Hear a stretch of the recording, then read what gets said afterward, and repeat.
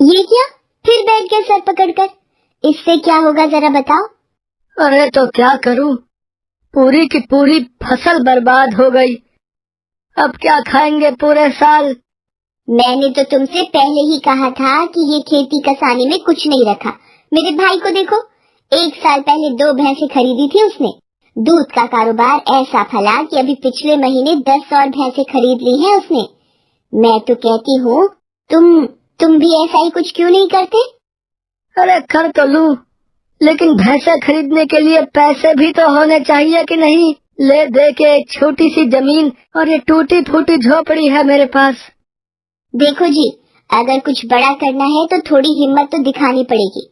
ऐसा करो, अपनी जमीन बेच दो और वो लाला से बात करके देखो ना। मैंने सुना है वो शहर से अच्छी अच्छी भैंसों को लाकर यहाँ बेच रहा है। अपनी पत्नी की बात मानकर सरजू अगले दिन लाला के पास जाता है और उससे कहता है, लाला जी, सुना है भैंसों को बेच रहे हो शहर से लाकर। मुझे भी एक खरीदनी है। हाँ तो खरीद लो, पिछले हफ्ते ही शहर से 5 भैंसे लेकर आया हूँ। 70,000 की एक है। हाँ। क्या कहा? 70,000? इतनी महंगी? हाँ तो कोई ऐसी वैसी नहीं, 1 नंबर भैंस मिलेगी मेरे पास। सुबह शाम इतना दूध मिलेगा कि याद करोगे। हाँ, लेकिन मेरे पास इतने पैसे नहीं है। जमीन बेचकर कुछ 50,000 का इंतजाम हो पाएगा। फिर भैंस के लिए चारा पानी का इंतजाम भी तो करना होगा ना। हाँ तो भैंस के दूध से पैसा कमाओगे भी तो। जाओ, अब मेरा टाइम बर्बाद मत करो। जब पैसे हो जाएं, तब आना मेरे पास। सरजू उदास होकर घर वापस आ जाता है और अपनी पत्नी शांति को सारी बात बताता है। शांति तुरंत अंदर जाकर अपने सोने के कुंडल लेकर आती है और उन्हें सरजू को देते हुए कहती है, ये लीजिए, इन्हें ले जाकर बेच दीजिए। लेकिन शांति। लेकिन कुछ नहीं, अभी जाकर सबसे पहले भैंस खरीदो।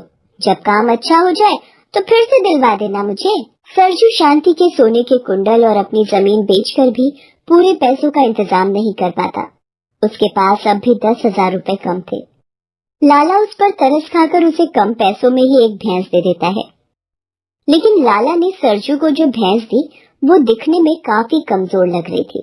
ये देखकर सरजू ने लाला से कहा, अरे लाला जी, ये भैंस तो काफी कमजोर लग रही है।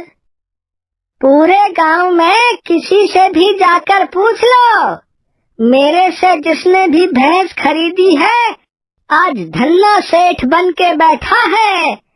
जुबान देता हूँ, रोज सुबह शाम इतना दूध होगा कि पैसे रखने के लिए जगह कम पड़ जाएगी तुम्हें। लाला की बात मानकर सरजू उस भैंस को अपने साथ अपने घर ले आता है। वो और शांति मिलकर उस भैंस की बहुत अच्छे से देखभाल करते हैं, लेकिन इसके बावजूद भैंस उन्हें ज्यादा दूध नहीं देती। ये देखकर शांति सरजू से कहती है, ये कैसी मरियल भैंस उठा लाए हो? ये देखो, बस इतना सा ही दूध दिया है इसने तो। अब इसमें से क्या रखोगे और क्या बेचोगे? सरजू को बहुत गुस्सा आता है। वो तुरंत लाला के पास जाता है और उससे शिकायत करता है, लेकिन लाला अपनी गलती मानने के बजाय उल्टा सरजू पर ही नाराज हो जाता है। एक तो पूरे पैसे दिए नहीं तूने, फिर भी मैंने भैंस दी तुझे। अब तुझसे ही भैंस का ख्याल नहीं रखा जाता तो मैं क्या करूं? ए कल्लू, निकाल बाहर कर इसे, दोबारा नहीं दिखना चाहिए ये यहाँ। लाला का लठैत सरजू को डराकर वहाँ से भगा देता है। सरजू समझ गया था कि लाला ने उसे धोखा दिया है और उसे बीमार भैंस दी है। ये झटका सरजू के लिए बहुत बड़ा था, जिसे वो बर्दाश्त नहीं कर सका और इस सदमे में उसकी मौत हो गई। शांति के पास अब कुछ नहीं बचा था, न पैसा और न ही पति। वो बहुत दुखी थी।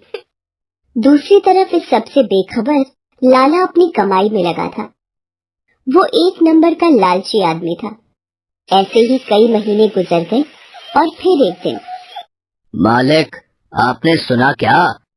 गांव में एक आदमी के पास सोने के अंडे देने वाली मुर्गी है। क्या? सोने का अंडा? बेवकूफ है तू, है? ये सब कहानियों में ही होता है बस। है मालिक, मैंने देखा है, वो सोने का अंडा अच्छा खासा भारी है। अच्छा, तो चल, कल लेकर चल मुझे भी, मैं भी तो देखूं जरा। अगले दिन लाला का नौकर उसे उस आदमी के पास लेकर जाता है जिसके पास वो सोने का अंडा और उसे देने वाली मुर्गी थी। लाला उस सोने के अंडे को हाथ में लेकर देखता है। वो अच्छा खासा भारी था। फिर लाला मुर्गी के मालिक से पूछता है, ये बताओ भाई, सोने का अंडा देने वाली मुर्गी भी कोई बेचता है क्या? मैं बेच कहाँ रहा हूँ, मैं तो इसकी नीलामी करवाऊंगा, वो भी आज शाम को ही।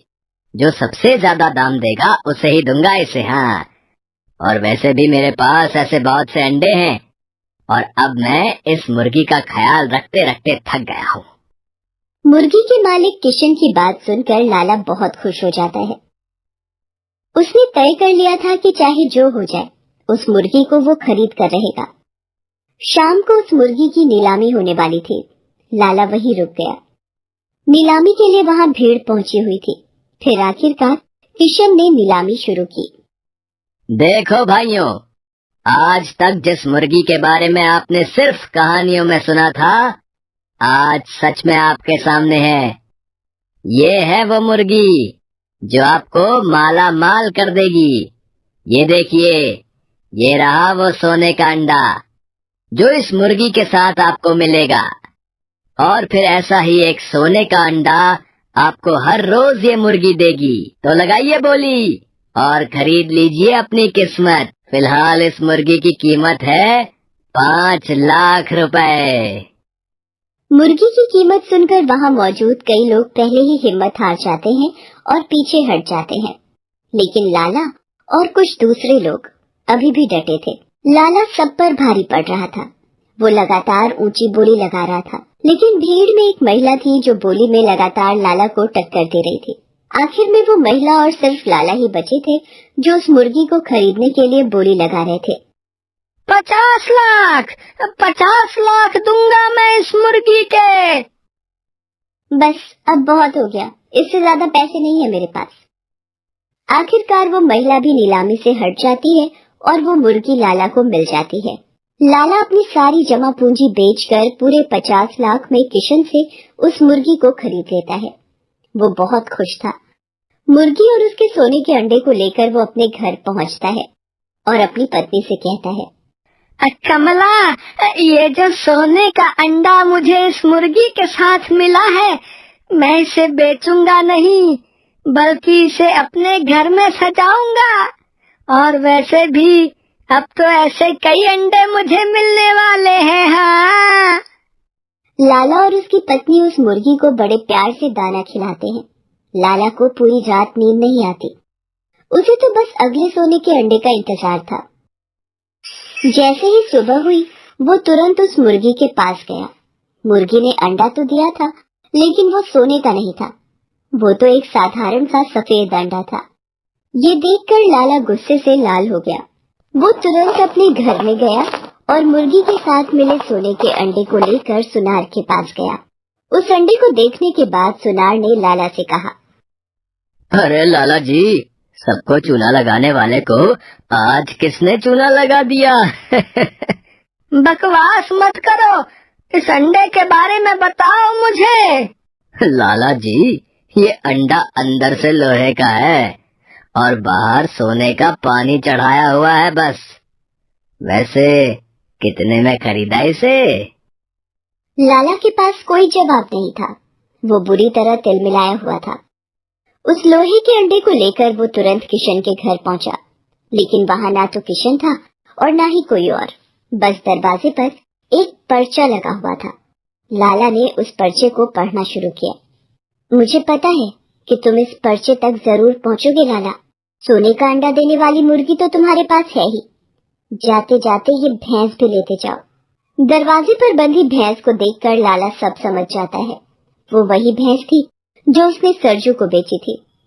नीलामी में बोली लगाने वाली वो औरत भी कोई और नहीं बल्कि सरजू की पत्नी शांति ही थी। मुर्गी बेचने वाला शांति का भाई किशन था। ये सब एक जाल था जिसमें लाला बुरी तरह फंस गया था। वो बस उस चमचमाते अंडे को हाथ में लेकर ये सोच रहा था कि आखिर क्या ज्यादा कीमती है, वो अंडा या उसका ईमान, जिसकी कीमत पर वो ना जाने कितने लोगों को धोखा देता आया था। संपन्न कर देता है। हेलो दोस्तों, कैसे हैं आप सब? हमारी कहानियाँ देखने के लिए हमारे चैनल को सब्सक्राइब कीजिए और हाँ, बेल आइकॉन पर क्लिक करना मत भूलिएगा।